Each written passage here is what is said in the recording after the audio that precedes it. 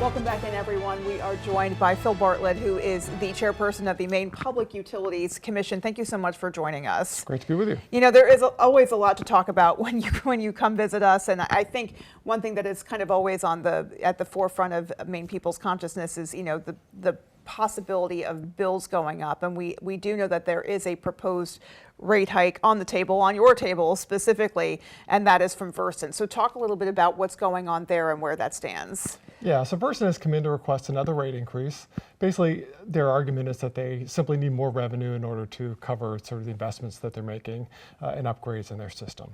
So we will be reviewing that. That was just recently filed. We had public hearings last month, and it will take us about a year to work through the case. So the soonest you'd see a rate increase is probably next summer. But it would be, you know, it's about a $12 a month increase for your average customer.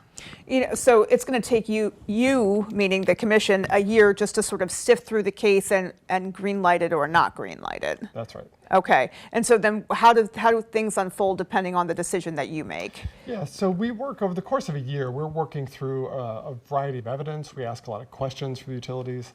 There are parties that participate in these cases.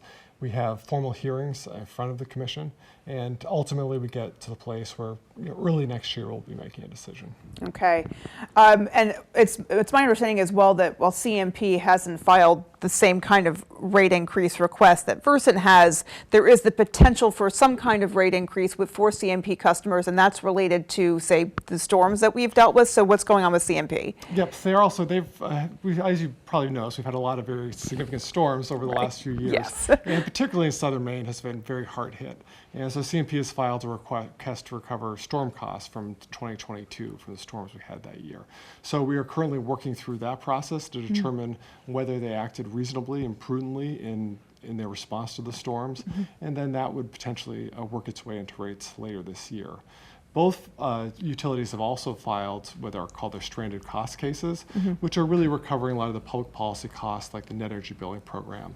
For CMP customers, there's a potential increase as a result of that. Versant's initial filing indicated that they may see rate decreases, so it's potential that there could be a little bit of relief this summer. Okay, at least for Versant customers. And then that's kind of a good segue, because a lot of people might not realize this, but the PUC also has a role to play in storm recovery. So talk a little bit about how the commission is involved in either storm recovery efforts or just how that process unfolds. Yeah, it's a little bit different for each utility, but basically when you have really expensive storms these are where you have really significant outages, they've got to bring in hundreds of crews to help to get the storm, to get the power back on. Those costs then we have to consider and make a determination whether those utility acted prudently in the decisions that they made, and if so, then those costs go into recovery. When you pay your monthly rate, you are contributing to some storm costs, but not all of them. You know, we basically carve out those really expensive storms so that we are paying what we need to pay, but we're not building those big costs into rates. So you end up with a little bit lower monthly rate than you would otherwise have. But when there are big storms, then we have to do a determination, and that amount can be added into your rates later. So there is a possibility that, you know, Maine ratepayers, you know, could bear some of the brunt of whatever needed to be done to get folks back online following the storms. Yeah. When you're talking these sort of big storms that are out of the ordinary, those we have that separate process to recover.